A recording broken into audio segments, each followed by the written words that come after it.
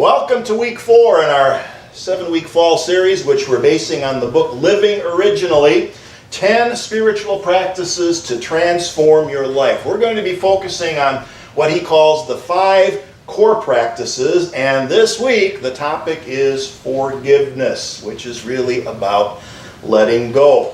The book talks about transformation, and what he means by transformation is that we're learning how to recognize when the ego or the false self is running the show. And then we learn how to engage in practices that help us to overcome our tendency to want to identify with the false self. And one of the things that the false self or the ego is really, really good at is holding a grudge. You may not have known this, but the false self has this vast system of invisible file cabinets.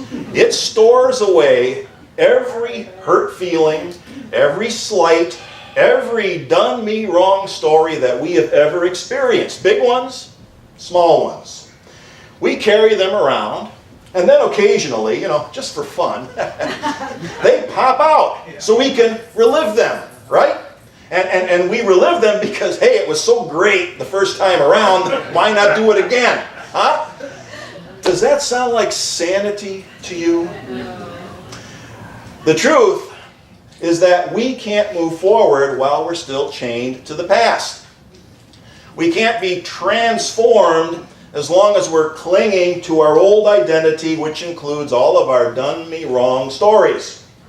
And this isn't just about what others may have done to us. As you may have guessed, we're also going to deal with the negative judgments and condemnation that we direct against ourselves. That's the one thing that we tend to leave out of the formula when we talk about forgiveness. So here's a quote from the book. This is Robert Brummett on forgiveness. He says, "It has been said, forgiveness is giving up all hope for a better past." I love it. Forgiveness is giving up all hope for a better past. Forgiveness is about accepting a past experience and leaving it in the past. We then no longer carry it with us in the present moment. There you have it.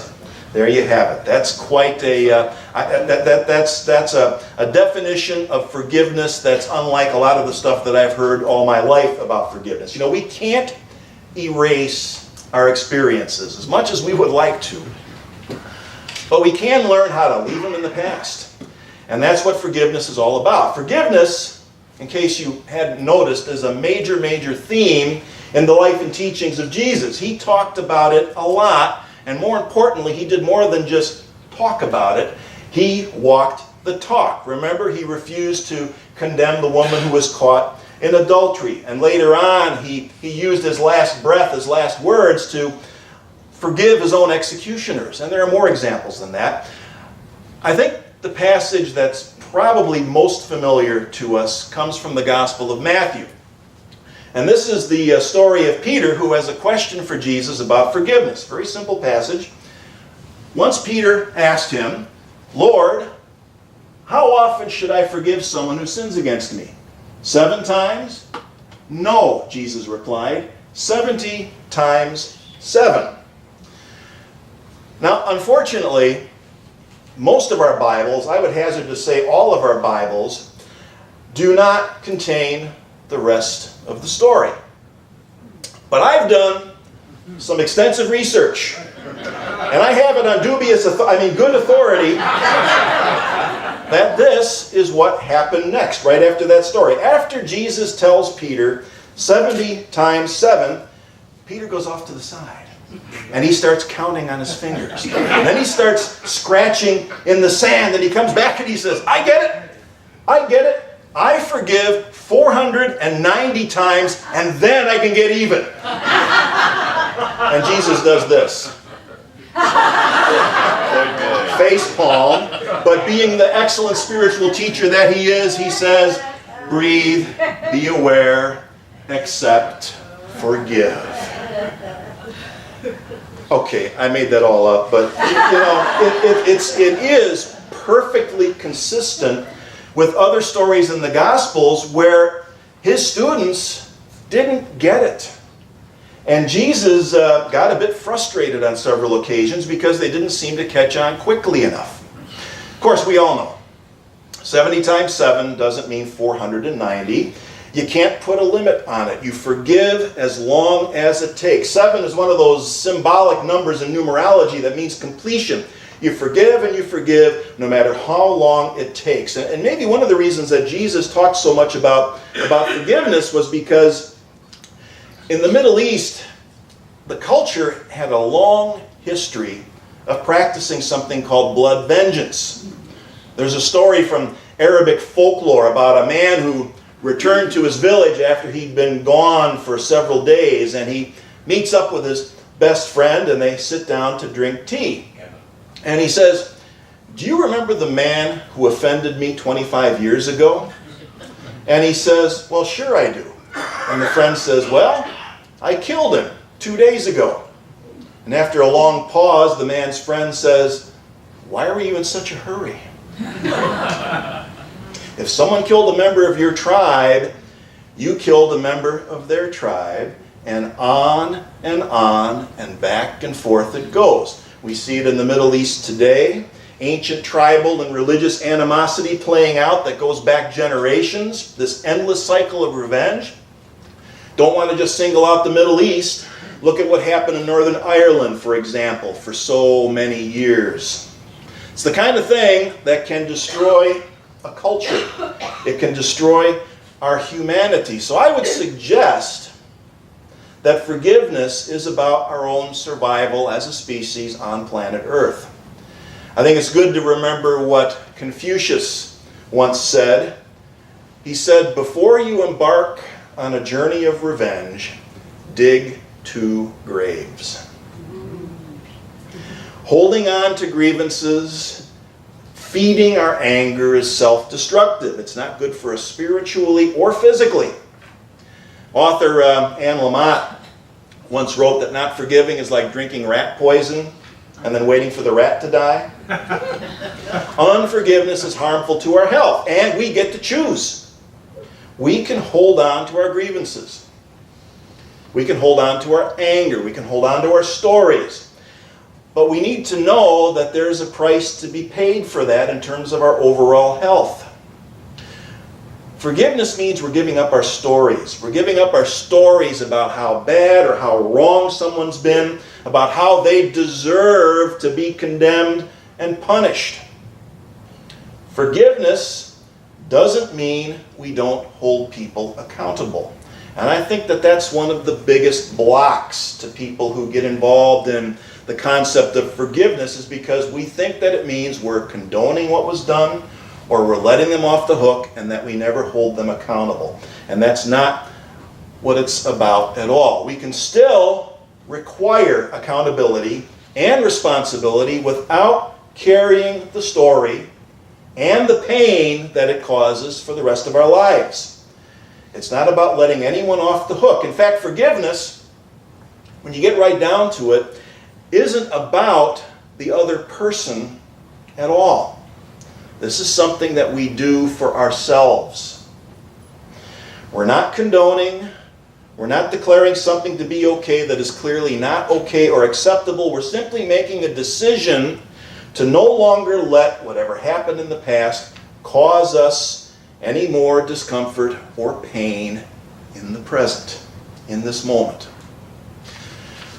So in the book, Robert has developed 7 steps of forgiveness that he's come up with his years as a therapist. And if you have the book, I recommend that you read them. They're in the book. Part of what I like to do, though, is to offer supplemental and helpful resources. I want us to be as well informed as we possibly can. So read Robert's 7 steps in the book, and then I want to offer something that I highly recommend that I think really, really adds to what Robert is talking about in the book. I really recommend the work of Dr. Frederick Luskin, who's the director of the Forgiveness Project at the Stanford University Center for Research in Disease Prevention.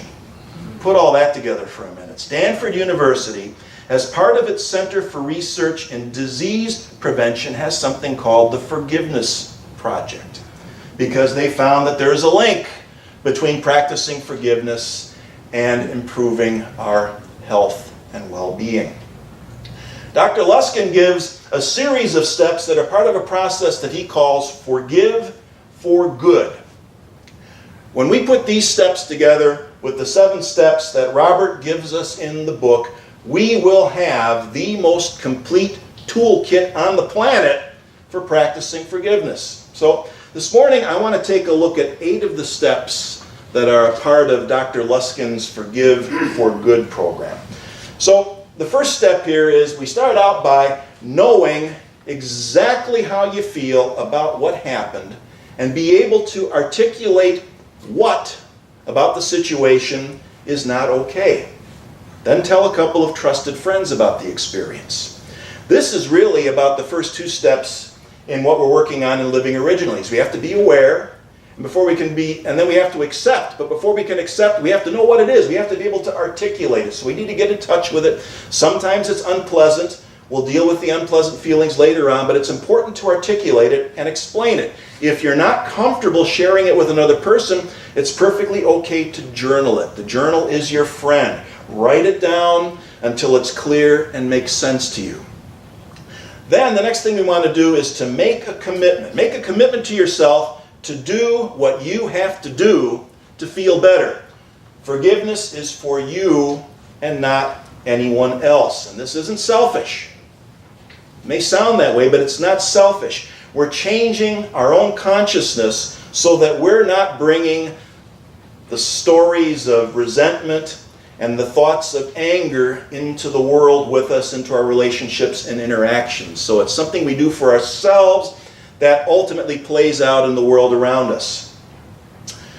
Next, forgiveness does not necessarily mean reconciliation with the person that hurt you or condoning of their action. This bears repeating. What you're after is to find peace. Forgiveness can be defined as the peace and understanding that come from blaming that which hurt you less, taking the life experience less personally, and changing your grievance story. Effective forgiveness doesn't mean you have to take the other person out to lunch or invite them to your home. In fact, you don't even have to talk to them, which is especially important in situations that may have involved physical harm or abuse. That kind of contact is not necessary.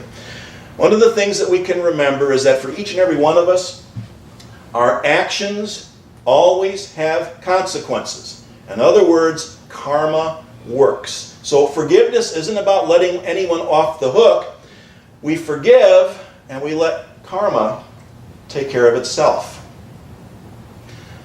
Next, get the right perspective on what is happening. Recognize that your primary distress is coming from the hurt feelings, the thoughts, and the physical upset that you're suffering now. Not what offended you or hurt you 2 minutes ago or even 10 years ago. Forgiveness helps to heal those hurt feelings.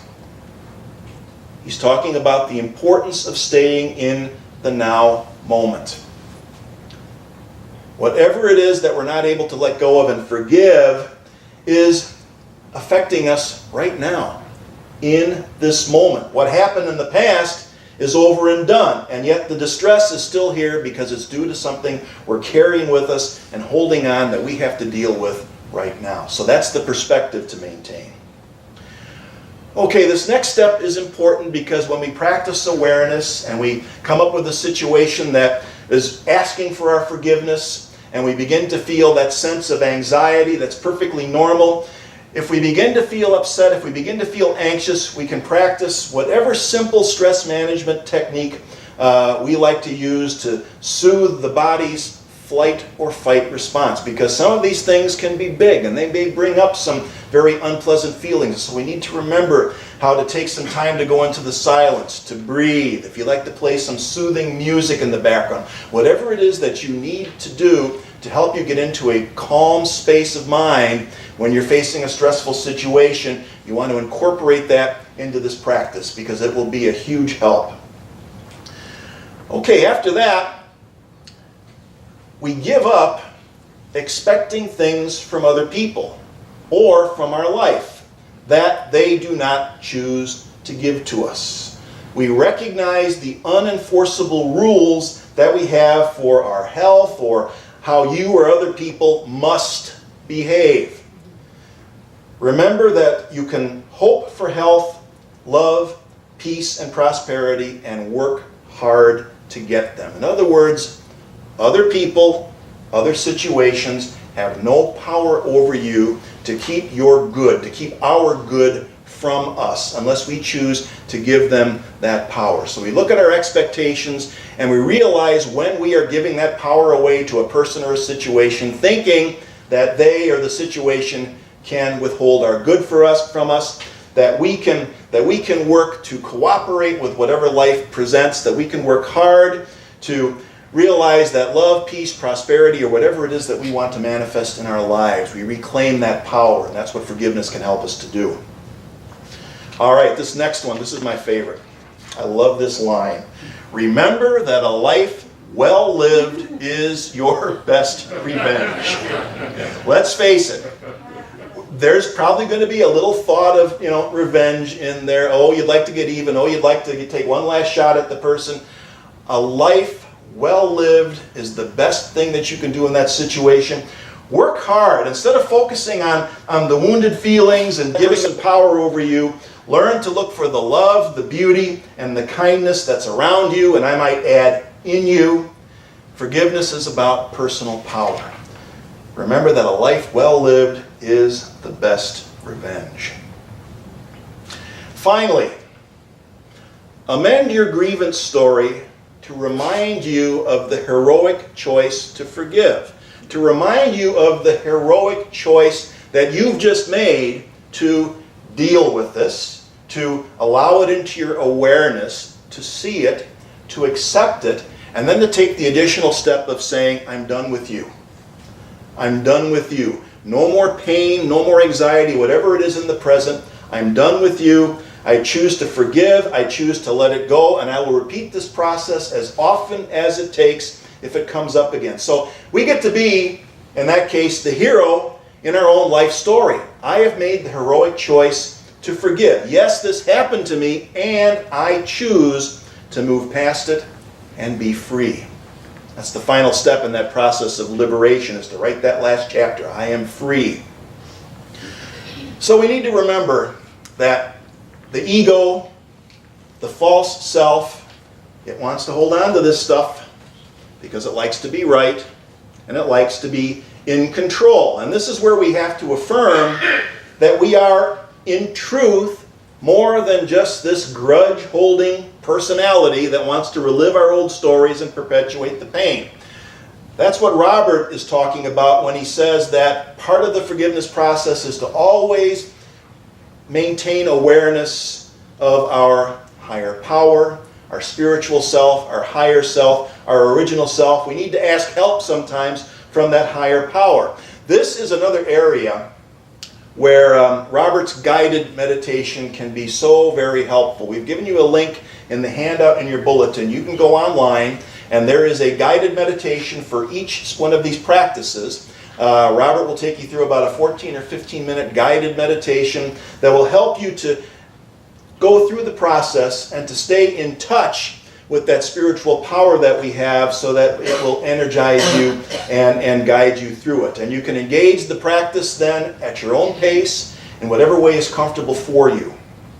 There should be no sense of moral or spiritual obligation here. That's important. This isn't something that we think, oh gosh, Jesus said I should forgive, so I get, don't should on yourself, right? We do this because we want to live a happier, more peaceful, and harmonious life, not out of some sense of external obligation being pressed upon us. All right, so in just 4 weeks, it's been quite a journey. We've moved from awareness to acceptance, and now we've moved into forgiveness. The next step is going to be the practice of kindness, which Robert calls universal benevolence. So as we prepare for next week, let's remember something that the Dalai Lama once said. He said this. He said, "This is my simple religion.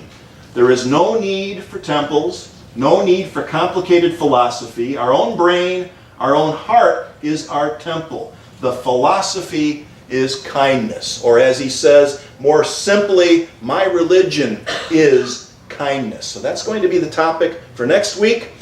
Keep it simple, and we'll see you then. Thank you.